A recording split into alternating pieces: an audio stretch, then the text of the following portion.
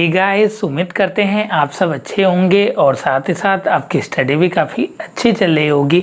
आज के इस वीडियो में हम बात करेंगे बनारस हिंदू यूनिवर्सिटी बेचू वाराणसी के स्कूल एंट्रेंस एग्जामिनेशन 2016 की क्लास 11th बायोलॉजी ग्रुप, जी हाँ, जीव विज्ञान ग्रुप के पेपर के सॉल्यूशन की बात करेंगे। आज के इस वीडियो में हम लोग पार्ट 2 की बात करेंगे। पार्ट 2 में हम लोग फिजिक्स के क्वेश्चन को, भौतिक विज्ञान के क्वेश्चन को डिटेल में सॉल्व करेंगे और पार्ट 1 में कह सकते हैं हम लोगों ने केमिस्ट्री, हिंदी, इंग्लिश और करेंट अफेयर के क्वेश्चन को सॉल्व किया था। अगर आपने वह वीडियो नहीं देखा है तो उसको आप चेकआउट कर लीजिएगा प्लेलिस्ट में। अगर आप मेरे चैनल पर नए हैं तो इस तरीके की वीडियो के लिए चैनल को सब्सक्राइब कर सकते हैं और नोटिफिकेशन बेल आइकन को प्रेस करना न भूलिएगा। स्वागत है आपका माइंड मेकर गुरुजी में। अभी तक आपने हमारे चैनल को सब्सक्राइब नहीं किया है तो सब्सक्राइब करें और लेटेस्ट अपडेट के लिए बेल आइकन को जरूर प्रेस करें। धन्यवाद।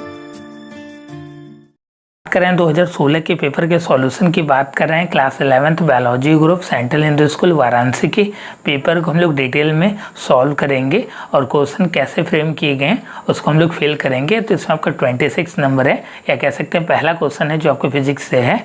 इन comparison to the speed of sound in liquid the speed of sound in solid is. Solid की बात की जा रही है तो आपका ग्रेटर होगा, जी हाँ, द्रव में ध्वनि के वेग की तुलना में ठोस में ध्वनि का वेग हमेशा आपका ज़्यादा होगा। उसका रीजन है क्योंकि जो आपके सॉलिड होते हैं उसमें जो आपके इंटरमोलिकुलर फोर्स लगते हैं वो आपके ज़्यादा होते हैं और साथ ही साथ उसके जो मॉलिक्यूल्स होते हैं वो आपके टाइटली पैक्ड होते हैं। सॉलिड में कह सकते हैं कि बहुत आसपास पैक्ड होते हैं। इसके रिगार्डिंग भी कह सकते हैं कि मैंने वीडियो बनाया हुआ है मैटर्स और इसके रिगार्डिंग, तो आप उसको चेक कर लीजिएगा। उसमें मैंने डिटेल में आपको पूरा समझाया हुआ है। नेक्स्ट इसमें आपका 27 number, if we go to higher altitude the atmospheric pressure. अगर हम कह सकते हैं कि बहुत ज़्यादा ऊंचाई पर जाते हैं तो वायुमंडलीय दाब पे क्या इफेक्ट पड़ता है, तो ये आपका घट जाता है। जी हाँ, जो आपका एटमॉस्फेरिक प्रेशर है कह सकते हैं वो आपका डिक्रीज कर जाएगा अगर हम लोग पहाड़ों पे जाएंगे, कह सकते हैं हायर एल्टीट्यूड पे जाएंगे। और इसका कह सकते हैं कि हम लोगों को रियल इम्पैक्ट आपको देखना पड़ता है जब हम लोग किसी भी आपका कह सकते हैं पहाड़ों के ऊपर जाते हैं, तो वहाँ पे कह सकते हैं कि सांस लेने में भी प्रॉब्लम होती है और साथ ही साथ अलग अलग आपके प्रेशर पे भी कह सकते हैं डिक्रीज कर जाते हैं। बोला जाता है कि एटमॉस्फेरिक प्रेशर आपका डिक्रीज हो रहा है, तो आपका इसी का रीजन होता है। नेक्स्ट इसमें आपका 28 number, in comparison to the surface of the pond the pressure of the water at the bottom of pond will be. तालाब की सतह की तुलना में पानी का दाब तालाब की तलहटी में होगा, ज़्यादा होगा। ऑफ कोर्स की बात है। अगर हम बात करें किसी बॉटल की तो जो आपका कह सकते हैं नीचे वाला तल होगा उस पर प्रेशर कह सकते हैं ज़्यादा होगा, तो ये आपका सिंपल सा लॉजिक है। प्रेशर जो लगता है आपका नीचे की तरफ कह सकते हैं ज़्यादा लगेगा। इसके रिगार्डिंग भी आपने पढ़ा भी होगा, P = F/A होता है। कह सकते हैं कि जैसे जैसे हम लोग एरिया को आपको इंक्रीमेंट करते हैं तो वहाँ पे आपका प्रेशर कह सकते हैं घटता जाता है। तो यहाँ पे कह सकते हैं कि जो आपका प्रेशर होगा पॉन्ड की तली में वो आपका ज़्यादा होगा, हायर होगा। ऑप्शन नंबर जो आपका बी है ये आपका करेक्ट है। नेक्स्ट इसमें आपका 29 number, the force of gravitation between two bodies of mass 1 kg each kept at distance 1 metre is. इसमें बोला जा रहा है कि एक ग्रह के दो द्रव्यमान 1 मीटर की दूरी पर परस्पर रखे गए हैं, उसके मध्य लगने वाला गुरुत्वाकर्षण बल होगा। तो जैसा कि हम लोग जानते हैं कि जो आपका ग्रेविटेशन फोर्स का फॉर्मूला होता है G(m1m2)/r²। तो यहाँ पे कह सकते हैं जी की जो वैल्यू होती है 6.67 × 10⁻11 न्यूटन मीटर स्क्वायर पर kg square, sorry Newton kg square पर मीटर स्क्वायर होती है। जो यूनिट होता है उसका आपका न्यूटन kg स्क्वायर अपॉन में मीटर स्क्वायर, ठीक है, इसको याद रखिएगा। इसका आपका कह सकते हैं कि यूनिट भी और साथ ही साथ डायमेंशन फार्मूला भी कभी कभार पूछे जाते हैं एंट्रेंस एग्जाम में। तो यहाँ पे आपका मास जो है दिया है 1 kg ईच, दोनों का आपका कह सकते हैं मास आपका 1 kg दिया है। तो यहाँ पे आपका कह सकते हैं 6.67 × 10⁻11 हम पुट करेंगे और m1 m2 की जगह 1 है और डिस्टेंस भी 1 है, तो कह सकते हैं कि आपका इफेक्ट कुछ नहीं करेगा। तो जो जी की वैल्यू होगी वही आपका आंसर होने वाला है यहाँ पे। तो 6.67 × 10⁻11 न्यूटन आपका करेक्ट आंसर है। तो ऑप्शन नंबर जो आपका डी है कह सकते हैं 4th नंबर वो आपका सही है इसके लिए। नेक्स्ट इसमें आपका 30 number, by applying a force of 1 newton on can hold a body whose mass is approximately equal to. 1 newton के बल से यदि किसी वस्तु को पकड़कर उठाए रखने की दिशा में वस्तु का द्रव्यमान होगा आपका 100 mg। नेक्स्ट इसमें आपका 100 ग्राम और आपका थर्ड वन है 1 kg और लास्ट इसमें आपका 10 ग्राम। फोर्स का कह सकते हैं फॉर्मूला होता है, दो फॉर्मूला होता है, बराबर m इंटू ए होता है और साथ ही साथ एक होता है बराबर m इंटू जी। तो हम लोग इस फॉर्मूले के यहाँ पे यूज करेंगे। तो f की वैल्यू 1 दी गई है, इक्वल टू m निकालना है, g की वैल्यू आपकी कह सकते हैं 10 लेट कर ले रहा हूँ। तो यहाँ से m बराबर हो जाएगा 1/10 इक्वल टू 0.1 kg और इसको जब हम लोग ग्राम में चेंज करेंगे तो 1000 से मल्टीप्लाई करेंगे तो ये आपका 100 ग्राम हो जाएगा। तो ऑप्शन नंबर जो आपका बी वाला दिख रहा है दूसरे नंबर वाला 100 ग्राम ये आपका करेक्ट होगा। नेक्स्ट इसमें आपका 31 number, if a constant force act on a body initially kept at rest the distance moved by the body in time t is proportional to। इसमें बोला जा रहा है कि किसी वस्तु के विरामावस्था में कोई बल कार्य करता है तो t समय में तय दूरी की अनुपात होगा। इसके लिए कह सकते हैं हम लोग कांस्टेंट फोर्स के लिए रिलेशन हम लोग जनरेट कर लेते हैं, आपको कोरिलेट करके एक दूसरे से हम लोग जनरेट करते हैं। तो आइए हम लोग देखते हैं कि इसको कैसे आपको क्वेश्चन को सॉल्व करना है। मैं कॉपी पे आपका करके दिखा रहा हूँ। इसको आपका 31 नंबर है कह सकते हैं। 31 नंबर में बोला जा रहा है कि आपका if a constant force act on a body initially kept at rest the distance moved by the body in time T is proportional to कह सकते हैं टाइम और आपका फोर्स के बीच में आपका रिलेशन कह सकते हैं डिस्टेंस के बीच में जनरेट करना है।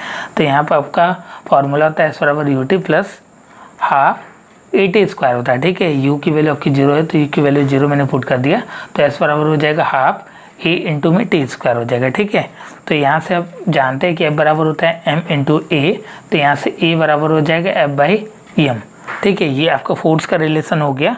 और यहाँ से अगर हम लोग एस बराबर लिखना चाहें तो हाफ ए की जगह हम लोग क्या लिख सकते हैं, एफ बाई एम लिख सकते हैं, एफ बाई एम लिख दिया इंटू में टी स्क्वायर लिख दिया कह सकते हैं। तो ठीक है, यहाँ से एस बराबर हो गया आपका ए एफ इंटू में टी स्क्वायर हो गया। तो यहाँ से एस डायरेक्टली प्रोपोर्शनल हो गया कह सकते हैं टी स्क्वायर के। ये आपका कह सकते हैं रिलेशन इसमें आपको जनरेट करके उसका आंसर बताना था। तो कह सकते हैं कि जो आपका बॉडी के बराबर होगा वो आपका टी स्क्वायर के बराबर होगा। तो ऑप्शन नंबर जो आपका कह सकते हैं बी है, इसके लिए आपका करेक्ट है। नेक्स्ट इसमें आपका 32 number, the velocity time graph of a particle is not straight line it acceleration is. कह सकते हैं कि अगर आपका वेलोसिटी और टाइम का ग्राफ जो है आपका स्ट्रेट लाइन में नहीं है तो आपका एक्सलरेशन पे क्या इफेक्ट पड़ेगा। तो आप फॉर्मूला जानते हैं v बराबर होता है u प्लस ई टी। तो आपका कह सकते हैं इसमें आपका रिलेशन होता है आपका डायरेक्टली प्रोपोर्शनल होता है एक्सेलरेशन और टाइम के।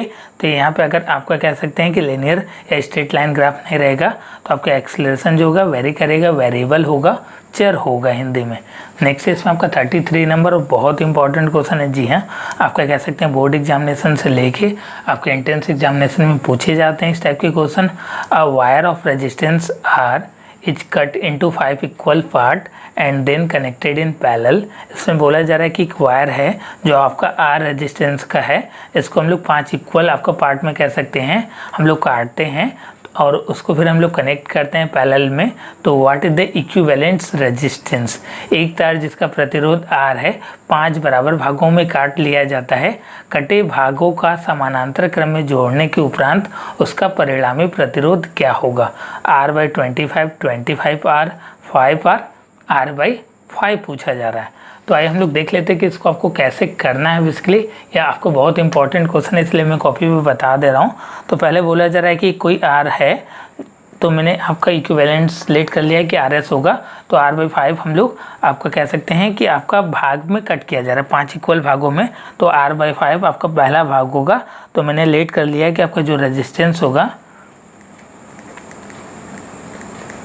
वो आपका आर बाई 5 हो जाएगा। ठीक है, देन इसके बाद आपको करना यह है कि आपका रेजिस्टेंस हो गया आर बाई 5 हो गया, इसको आपका पैरेलल के फॉर्म में हम लोगों को ऐड करना है। तो 1 बाई कह सकते हैं आर आपका इक्विवेलेंट से कह सकते हैं आर एस की बात की जा रही है तो आर ई क्यू लिख दे रहा हूँ मैं, इक्वल टू हो जाएगा 5 बाई आर प्लस में 5 बाई आर प्लस में 5 बाई आर प्लस में 5 बाई आर और लास्ट वन 5 बाई आर। तो कह सकते हैं ये आपका 25 अपॉन में आर आ जाएगा। तो यहाँ से अगर हम लोगों को आर डैश या आर इक्विवेलेंट लिखना है तो आर बाई कह सकते हैं 25 आ गया। ठीक है, तो आपका वैल्यू जो है पूछा जा रहा था इसी का कि हम लोगों का परिणामी आपका इक्विवेलेंट रेजिस्टेंस क्या होगा, तो R/25 हो जाएगा। तो ऑप्शन नंबर आपका जो है पहला इसमें आपका करेक्ट है। अगर हम बात करें कि इसका जो आपका इक्विवेलेंट रेजिस्टेंस है R/25 पे, और उसमें आपका पूछ दिया कि जो आपका पहला रेजिस्टेंस था उसका और इसका आपका रेशियो बताइए, तो उस केस में आपका 1/25 हो जाएगा, क्योंकि कि R/25 अपॉन में R, तो R से R कैंसिल हो जाएगा, तो देन उस केस में आपका R/25 की जगह 1/25 हो जाएगा। ऐसा क्वेश्चन कह सकते हैं पूछा गया, इसलिए मैंने उसको बता दिया। नेक्स्ट इसमें आपका 34 नंबर, which kinds of lens is use to correct presbyopia. पहला इसमें आपका बोला जा रहा है कि दूर दृष्टि दोष दूर करने के लिए किस प्रकार का लेंस आपको हम लोग प्रयुक्त करते हैं। पहला इसमें है आपका सिलेंड्रिकल लेंस, नेक्स्ट इसमें आपका कॉनकेव लेंस, नेक्स्ट इसमें आपका कॉन्वेक्स लेंस, और लास्ट इसमें आपका बाइफोकल लेंस। हम लोग कह सकते हैं बाइफोकल लेंस का यूज करते हैं। तो ऑप्शन नंबर जो आपका डी है इसके लिए आपका करेक्ट है। नेक्स्ट इसमें आपका 35 नंबर है, इसमें बोला जा रहा है कि a ray of light passes from medium X to another medium Y, no refraction of light occur if the ray of light hit the boundary of the medium Y at an angle of. इसमें बोला जा रहा है कि प्रकाश की किरण है माध्यम x से दूसरे माध्यम वाई में प्रवेश करती है। यदि प्रकाश किरण का माध्यम वाई की सतह से टकराने पर अपवर्तनांक नहीं होता है तो कोण का मान क्या होगा कह सकते हैं। तो इसमें बात की जा रही है कि अगर आपका कोई एक्स कह सकते हैं माध्यम है और कोई वाई है, और यहाँ पे कह सकते हैं कि नो रिफ्रैक्शन होता है, तो ये आपका 90 का एंगल बनाएगा। बहुत इंपॉर्टेंट क्वेश्चन है, तो ऑप्शन नंबर जो आपका सी है कह सकते हैं करेक्ट है। इस बात का विशेष ध्यान रखिएगा कि बहुत सारे बच्चे जीरो लगा कर आते हैं, तो इसको आप कह सकते हैं कि याद कर लीजिए टिप पर। नेक्स्ट इसमें आपका 36 number, name the quantity whose unit newton metre square per KG.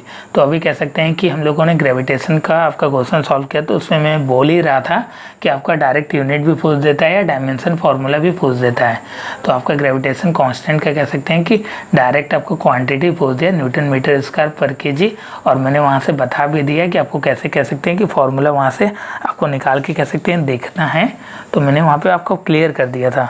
Next इसमें आपका 37 number, volume of 500 gram sealed packet is 350 centimetre cube, what will be the mass of water displace by the packet. तो अगर हम बात करें volume of इतना ग्राम और इतना आपका वॉल्यूम दिया गया है, तो हम लोग आपका सॉल्यूशन देख लेते हैं। यहाँ पे v बराबर आपका कह सकते हैं आपका दिया गया 350 सेंटीमीटर क्यूब दिया गया है, और आपका कह सकते हैं m बराबर दिया गया है आपका 500 ग्राम दिया गया है। तो यहाँ से आप डेंसिटी नहीं निकालेंगे, डी बराबर होता है एम अपॉन में भी, तो डेंसिटी बराबर होता है मास अपॉन में वॉल्यूम। तो मास आपका कह सकते हैं 500 अपॉन में आपका 350 हो गया, जीरो से जीरो कैंसिल हो गया, इसको हम लोग डिवाइड करेंगे तो 1.42 ग्राम पर सेंटीमीटर क्यूब आ जाएगा कह सकते हैं। तो ये आपके वाटर की कह सकते हैं जो आपकी डेंसिटी थी 1 आपका ग्राम पर सेंटीमीटर क्यूब होता है, उससे आपका ज़्यादा है, तो कह सकते हैं कि जो आपका पैकेट रहेगा वो आपका कह सकते हैं कि सिंक कर जाएगा, डूब जाएगा। तो कह सकते हैं कि वाटर से इसकी डेंसिटी आपकी ग्रेटर है, तो उस केस में कह सकते हैं कि मास ऑफ वाटर जो आपका डिस्प्लेस हो जाएगा 350 एम इंटू में आपका वाटर का जो डेंसिटी 1, तो वह कह सकते हैं कि 350 आपका ग्राम ही रह जाएगा।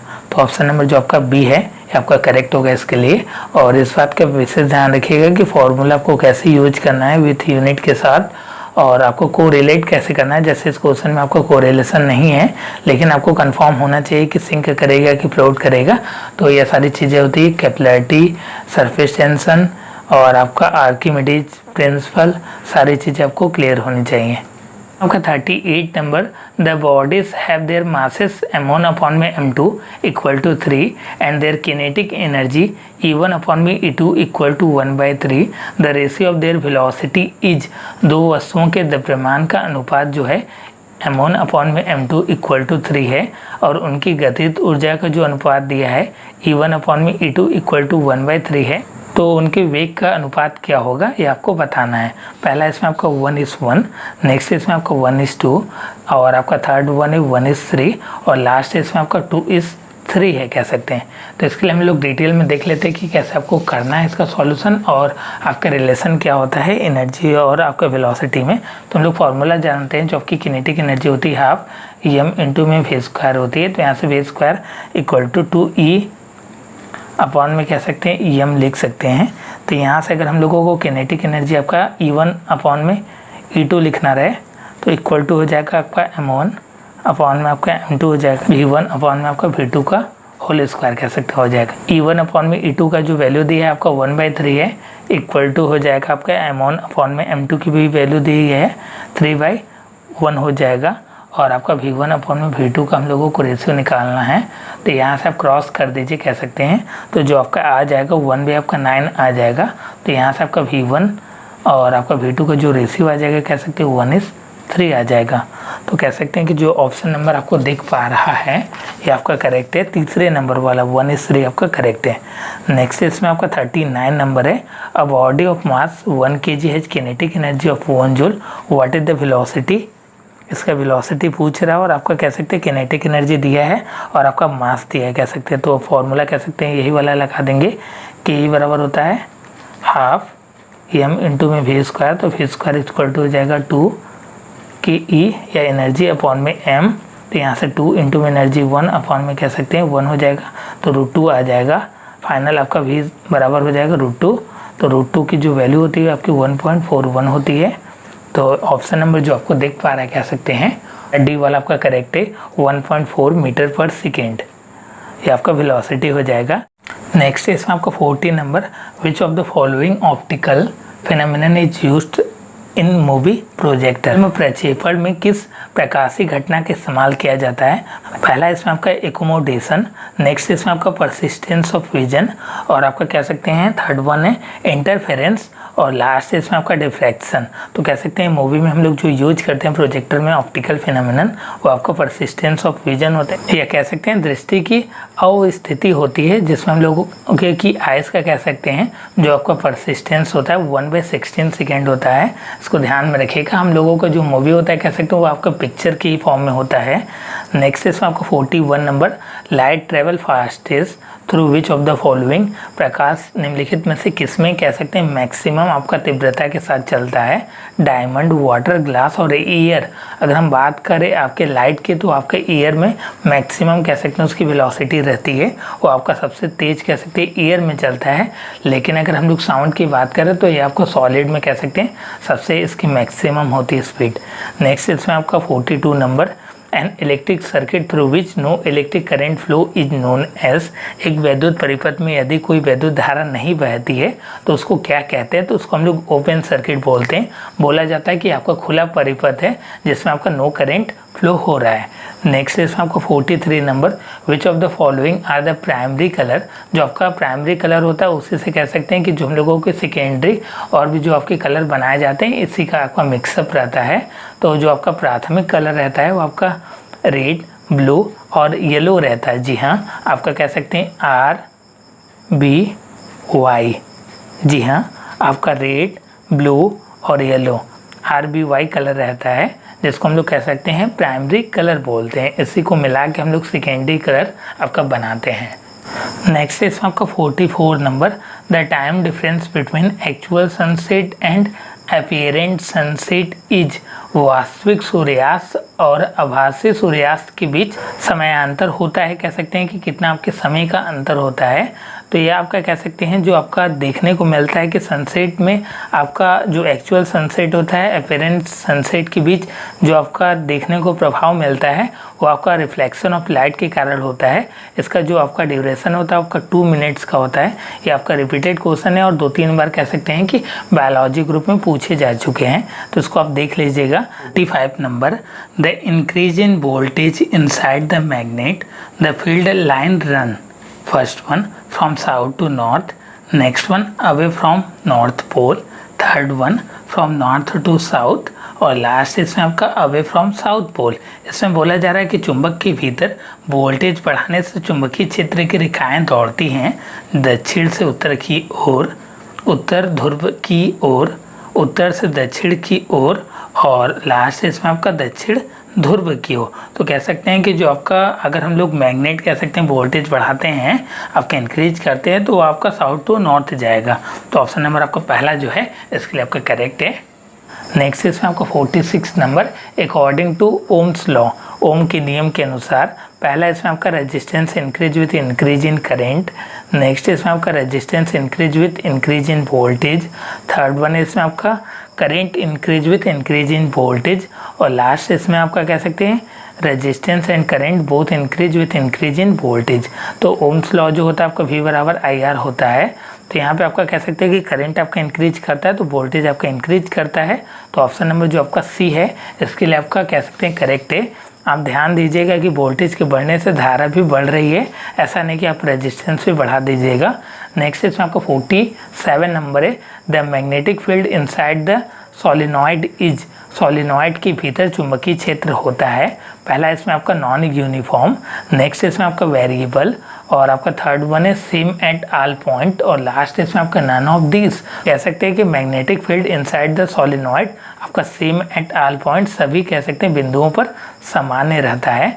नेक्स्ट इसमें आपका 48 number, how many electrons will be 1.6 coulomb of charge. तो कह सकते हैं कि जो आपका चार्ज होता है 1.6 इंटू 10⁻⁻19 होता है। तो आपका कह सकते हैं 1.6 से 1.6 कैंसिल आउट हो जाएगा, और आपका जो चार्ज हो जाएगा कह सकते हैं आपका 10⁻19 हो जाएगा, जो आपका माइनस हो जाएगा ऊपर जाएगा तो आपका पॉजिटिव हो जाएगा।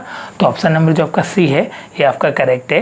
नेक्स्ट इसमें आपका 49 नंबर है, इसमें बोला जा रहा है कि an electric fuse is based on, यह भी आपका कह सकते हैं रिपीटेड क्वेश्चन है कि एक विद्युत फ्यूज आधारित है उसके आपके कह सकते हैं हीटिंग इफेक्ट ऑफ करंट। जी हाँ, कह सकते हैं कि धारा के उसमें प्रभाव पे आपका यह आधारित होता है। जैसे कह सकते हैं कि हम लोग हीट को इंक्रीज कराते हैं तो वहाँ पे कह सकते हैं कि सर्किट जो होता है आपका ओपन हो जाता है, तो वहाँ पे आपका वोल्टेज जो होता है ड्रॉप हो जाता है। उस केस में कह सकते हैं, जैसे ही कह सकते हैं कि हम लोगों की आपकी करंट ज़्यादा फ्लो करती है सर्किट में, तो वहाँ पे आपका हीटिंग इफेक्ट आपका स्टार्ट हो जाता है करंट का, और वहाँ पे कह सकते हैं कि सर्किट आपकी ओपन हो जाती है। तो जो भी आपके इंस्ट्रूमेंट कह सकते हैं रहेगा तो वो आपका जलेगा नहीं, बच जाएगा आपका ड्यू टू हाई करंट या कह सकते हैं शॉर्ट सर्किट के कारण।